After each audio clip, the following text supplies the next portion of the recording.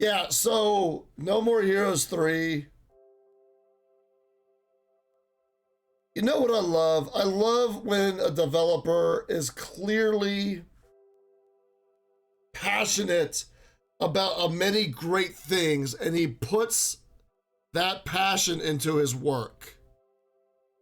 You know, and I think that's why I love Suda 51 and SWERY so much, is both developers love specific genres, anime, movie, music, and they take that passion, take that love, and they make something really for themselves. Their games are not for everyone.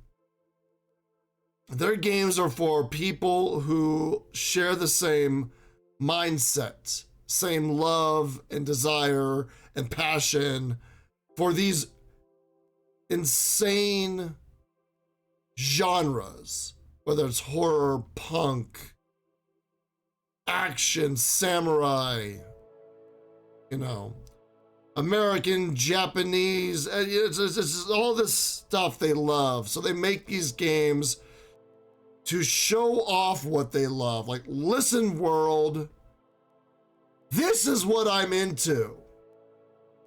And if you get it, you get it. And if you don't, that's okay. It's not for everybody. It's a niche market, developers like these guys. And in a world where a lot of games try to mimic, emulate, or straight out copy the success of other games, going as so far as to losing their identity, we still have these smaller developers who maintain their identity, embrace their identity, and share that with the world, uncompromising. And I think that's why I love these games so much. I lost my controller. Set it down, there it is. I think this is why I really connect so well. They just want to share their passion. Are these the most mechanically great games? Are they graphically great? In comparison to others, no. Does that matter? No. They still have a great art style. They have a great look, a great sound, great characters. Sure, they're not AAA quality. Sure, they are strange and can get repetitive, but there's still this glorious B movie that works. That's why I love them so much. So yeah, we give No More Heroes 3 a 9 out of 10. If for any reason, just the sheer amount of absurdity that went into the game, not to mention the creativity involved. Like that final boss battle was what?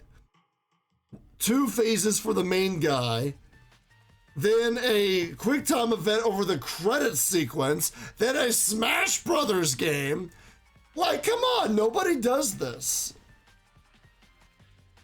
And that's why I really love and respect these mid-level developers like Suda 51, like SWERY. They go all in every time, all the time. Sometimes it works, sometimes it doesn't. But either way, you're going to be in for a crazy experience.